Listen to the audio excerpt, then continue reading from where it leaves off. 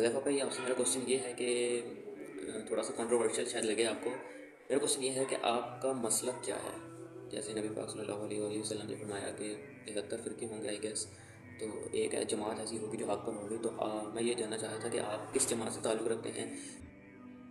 मैं वो शिया हूँ कि जो सिर्फ उस शहंशाह कायनात से मदद मांगता है कि जिसके सामने शेर खुदा भी अपना सर झुकाते रहे। मैं वो सुन्नी हूँ कि जो अल्लाह और उसके रसूल की बात को सबसे ज्यादा अहमियत देता हूँ। मैं वो अहले हदीस हूँ कि जो अहले बैत को वही मुकाम देते हैं जो देने का उनको हक है और जो असहाब रसूल ने और नबी ने उनको दिया। और मैं वो देवबंद हूँ कि जो सच्चों में सबसे सच्चा अबू बकर सिद्दीक को मानता है, हुकूमत में सबसे अच्छा उमर बिन खत्ताब को मानता है, सखियों में सबसे सखी उस्मान गनी को मानता है और इल्म हिकमत में सबसे ऊपर मौला अली शेर खुदा को मानता है। सच पूछो तो मैं सिर्फ एक मुस्लिम हूँ। अल्फाज की गहराई में जाना सीखो और गहराई में उतरने के लिए आपको उन उलूम के उस्ताज़ा की जरूरत पड़ती है जो उस इल्म के माहिर हों। इसलिए 73 फिरकों वाली हदीस को अगर हदीस के मुहद्दिसीन की रूह से देखा जाए तो बहुत से मुहद्दिसीन के नजदीक ये हदीस ज़ईफ के दर्जे में आती है, जिनमें अल्लामा अलबानी, इमाम इब्न हज़म, इमाम शमसुद्दीन ज़ाहबी और यहाँ तक मुफक्किर ज़माना मौलाना इसहाक भी इस हदीस को ज़ईफ कहते हैं, क्योंकि फिरका कहते हैं टूट के अलग होने वाले को। जो भी अल्लाह और उसके रसूल से टूट के अलग होगा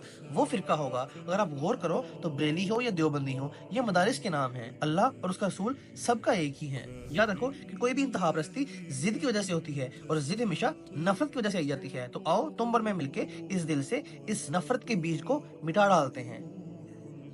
याद रखो कि जन्नत और जहन्नम का फैसला महज सिर्फ अमाल के ऊपर नहीं किया जाएगा, बल्कि वहां पर नियतों को भी तोला जाएगा। और ऐसा हो सकता है कि तुम्हारे बहुत सी नेकियां गुनाह बन जाएं और बहुत से गुनाह नेकियां बन जाएं नियत की वजह से। इसलिए तुम किसी के अमल पे नियत का फैसला नहीं कर सकते, क्योंकि नियतों और दिलों के हाल सिर्फ वही जानता है कि जिसने इस दिल को बनाया है।